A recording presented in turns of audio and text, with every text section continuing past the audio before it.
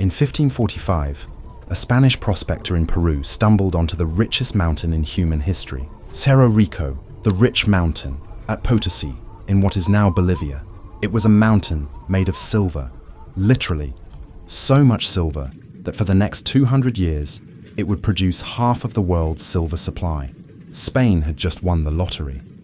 They discovered wealth beyond imagination, enough precious metal to buy armies, build palaces, and dominate Europe.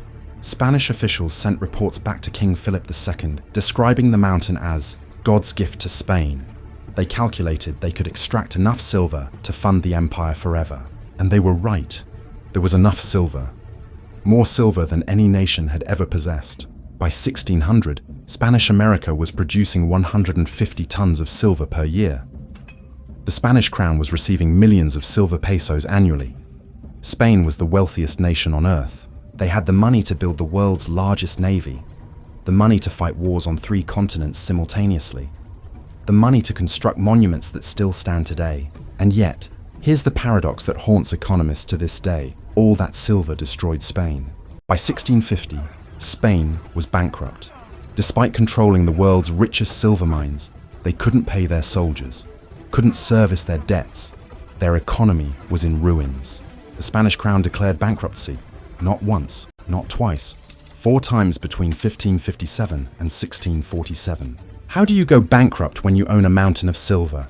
How does unlimited wealth lead to economic collapse? This is the story of the Spanish Empire learning, the hard way, that wealth and money aren't the same thing, that you can have all the precious metals in the world and still be poor. Because Spain discovered something that would take economists 400 years to fully understand. It's not how much money you have, it's what you do with it, and Spain did everything wrong. Let's start with just how much silver we're talking about. When Spanish conquistadors conquered the Aztec and Inca empires in the 1520s, 1530s, they found gold, lots of gold. They melted down thousands of golden artifacts and shipped them back to Spain. But that was nothing compared to what came next. In 1545, they discovered Potosi, a mountain at 13,000 feet altitude in the Andes, so rich with silver ore, you could see the veins in the rock face. Indigenous workers told the Spanish, "There's silver here." The Spanish couldn't believe it. They tested the ore. It was 50% pure silver. In some veins, 80%. Within a decade, Potosi became the largest city in the Americas. 200,000 people. Larger than London. Larger than Paris. All built around extracting silver from a single mountain. The operation was industrial in scale. Thousands of forced laborers, indigenous people conscripted through the MTA system we talked about, working in the mines, mercury amalgamation to process the ore, massive refineries operating around the clock. Between 1545 and 1660, Potosi alone produced 45,000 tons of silver. 45,000 tons. To put that in perspective, that's more silver than existed in all of Europe before Columbus. And Potosi wasn't the only source. There was Zacatecas in Mexico, Guanajuato, dozens of smaller mines across Spanish America. By 1600, Spanish America was producing about 150 tons of silver per year. Europe's entire annual production before 1492? Maybe 5 tons. Spain had increased the world's silver supply by 3,000%. And the Spanish crown got a cut of everything. The royal fifth, 20%, of all silver mined in the Americas went directly to the king. Millions of silver pesos flowing into Spanish coffers every year. It was the largest transfer of wealth in human history up to that point. The Spanish called it the treasure fleet, a convoy of ships that sailed from America to Seville twice a year, loaded with silver, armed galleons protecting ships carrying tens of millions in precious metal. When the treasure fleet arrived in Seville, the entire city celebrated. The king got his share, merchants got their share, everyone got paid. Spain was rich, unimaginably rich, and that's when the problems started. Here's what happened when all that silver hit Spain. Prices went crazy. Between 1500 and 1600, prices in Spain increased by 400%, 4 times higher. Loaf of bread that cost 1 coin in 1500 cost 4 coins in 1600. Economists call this the price revolution. It was Europe's first experience with inflation, driven by monetary expansion, and the Spanish didn't understand what was happening. They had more money than ever. They were receiving millions in silver every year. They should be getting richer. Instead, Everything was getting more expensive. Their money was buying less and less. Here's why. Spain was flooding Europe with silver, but they weren't producing more goods. Think about it. Spain's economy was based on extracting silver and shipping it back to Europe.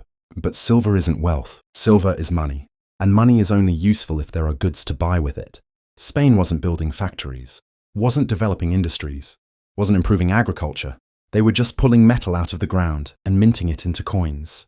Meanwhile, those millions of silver coins were chasing a relatively fixed supply of goods. More money competing for the same amount of bread, wine, cloth, tools. Basic economics. When the money supply increases but production doesn't, prices rise, inflation. But it was worse than simple inflation, because Spain was using all that silver to import everything. Spanish nobles wanted luxuries. Fine cloth from the Netherlands, weapons from Germany, wine from France, ships from Genoa, everything. And they could afford it. They had silver. So Spanish silver flowed out of Spain, buying goods from Spain's more productive neighbors. This created a perverse cycle. 1. Silver arrives in Spain from America. 2. Spain uses silver to buy foreign goods. 3. Silver leaves Spain, going to other European countries. 4. Other countries use that silver to develop their own industries. 5. Spain becomes dependent on imports, develops nothing. Spain became the world's richest poor country. Lots of money, no production. By 1600, a Spanish economic writer named González de Chelorigo observed with despair, "The cause of our poverty is that we have become rich." Think about that. They understood they were suffering from their own wealth. Spanish industry couldn't compete with foreign imports. Why would a Spanish craftsman spend years learning to make cloth when he could just import it from the Netherlands using silver? Spanish agriculture declined. Why farm when you can buy food from France with silver? The Spanish economy hollowed out. They became a pipeline, silver flowing in from America, goods flowing in from Europe, silver flowing back out to pay for those goods. And here's the killer. Spain's neighbors were getting rich off Spanish silver. The Netherlands used Spanish silver to develop the world's most advanced economy, banking, finance, manufacturing. Britain used Spanish silver to fund early industrialization. France used it to build a powerful state. Spanish silver financed the Dutch Golden Age, the rise of English commerce, French military power. Spain was literally paying for the development of the countries that would eventually surpass them. Now here's where it gets worse. The Spanish crown was receiving millions in silver every year, but they were spending even more because Spain was fighting everyone, constantly. The Netherlands was rebelling. That was expensive. The Ottomans were threatening the Mediterranean. That was expensive. France was competing for dominance. That was expensive. England was challenging Spanish naval power. That was expensive. Plus, Spain had territories across Europe, Milan, Naples, Sicily, parts of Germany, all requiring garrisons, administrations, defenses, plus the king was building palaces, funding the Catholic Counter-Reformation, supporting the church, maintaining a massive court. The costs were enormous. And here's the thing, even with a mountain of silver, it wasn't enough. So Spain borrowed.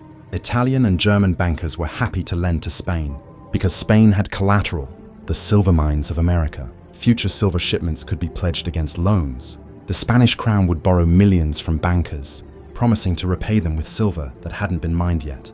It was like a modern government selling bonds backed by future tax revenue, except the Spanish were betting on silver that was still in the ground. By 1550, over half of Spain's annual silver revenue was going to service debt, not to build anything, not to invest in anything, just to pay interest on money they'd already borrowed and spent.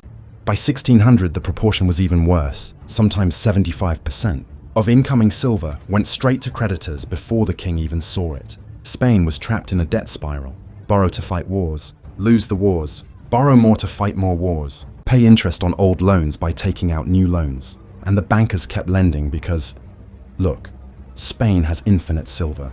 How can they default? But then the Spanish crown did, something that shocked the European financial world. They defaulted.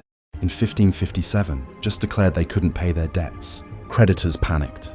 But Spain restructured the debts, promised to pay with future silver, and everyone calmed down.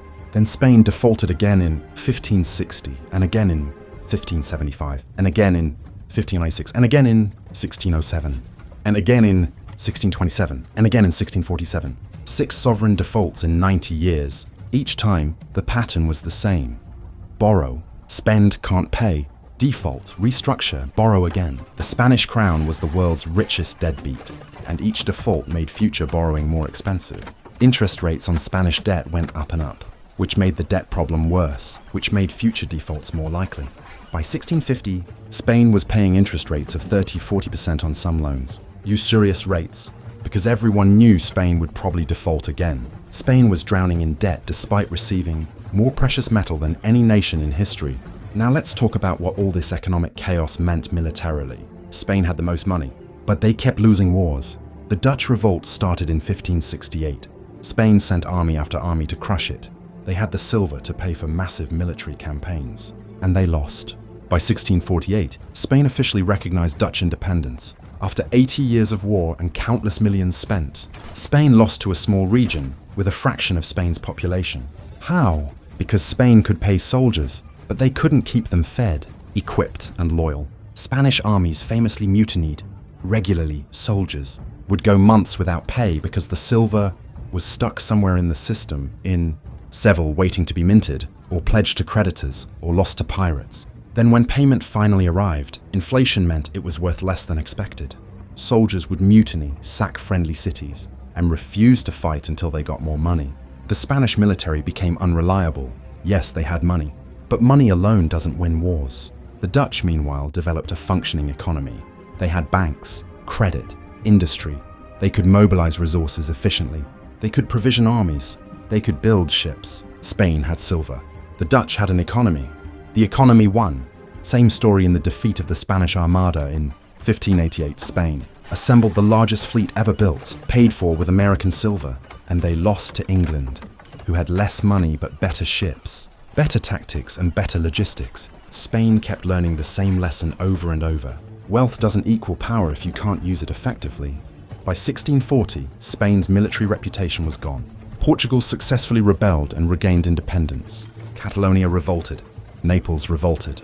The Spanish military couldn't put down rebellions in their own territory. By 1650, Spain had gone from the most feared military power in Europe to a second-rate player, all while still receiving millions in silver from America. So what's the lesson? Why does Spain's silver tragedy matter today? Because Spain proved something that economists now understand, but governments keep forgetting.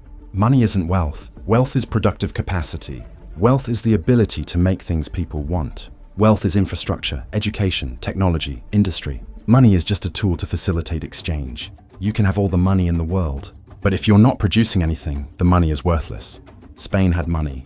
They didn't have wealth. The Netherlands had wealth. They built ships, refined products, developed finance, created industries. They became rich. Spain extracted silver. They became poor. And here's the modern parallel: resource curse. Economists have a name for what happened to Spain. Dutch disease, ironically named after the Netherlands' experience with natural gas in the 1960s. It's what happens when a country discovers a valuable natural resource. The resource generates so much revenue that it, 1. Causes currency appreciation, making exports uncompetitive. 2. Attracts all investment and talent away from other industries. 3. Creates dependence on a single commodity. 4. Enables government spending without developing tax base. 5. Reduces incentive to develop productive economy. Sound familiar? It's happened to dozens of countries since Spain. Venezuela with oil, Saudi Arabia with oil, Nigeria with oil, Russia with oil, countries sitting on valuable resources that make them poorer, not richer. Because when you can just extract and sell resources, why bother developing industries? Why invest in education, infrastructure, innovation? Spain in the 1500s and Venezuela in the 2000s made the same mistake. They thought the commodity would last forever, that the money would keep flowing, that they didn't need to build a real economy. And when the commodity ran out, or in Spain's case, when other countries found alternative suppliers and Spain's silver became less valuable, the house of cards collapsed. Spain never recovered. By 1700, Spain was a second-rate power. By 1800, they'd lost most of their American empire. By 1900, they were an economic backwater. The silver ran out, and there was nothing underneath. Now here's the uncomfortable question. Are we making the same mistake? America has been the world's reserve currency for 80 years. We print dollars and exchange them for goods from other countries. We run massive trade deficits. We import more than we export. Other countries make things. We make dollars. Sound familiar? We're not extracting silver from a mountain. We're extracting value from being the world's reserve currency, but the principle is the same. As long as other countries want dollars, we can keep exchanging paper for real goods. But what happens when they don't want dollars anymore? What happens when China, India, and other countries decide to trade in their own currencies? What happens if the dollar loses its special status? We'll be Spain in 1650, lots of paper. No production. The Spanish had 800 years of warning. They watched the Roman Empire make similar mistakes. We have 500 years of warning. We can see what happened to Spain. The lesson is clear. You can't sustain an empire on money alone. You need production, industry, innovation, real economic strength. Spain thought their silver made them invincible. It made them weak. They thought the silver would last forever. It ran out. They thought money was wealth. They learned the hard way that it's not. And when the silver stopped, they had nothing left. The richest mountain in human history bankrupted the empire that owned it. Because wealth isn't what you extract from the ground. It's what you build with your hands. Spain forgot that and paid the price for 300 years. The question is, have we learned their lesson, or will we repeat it?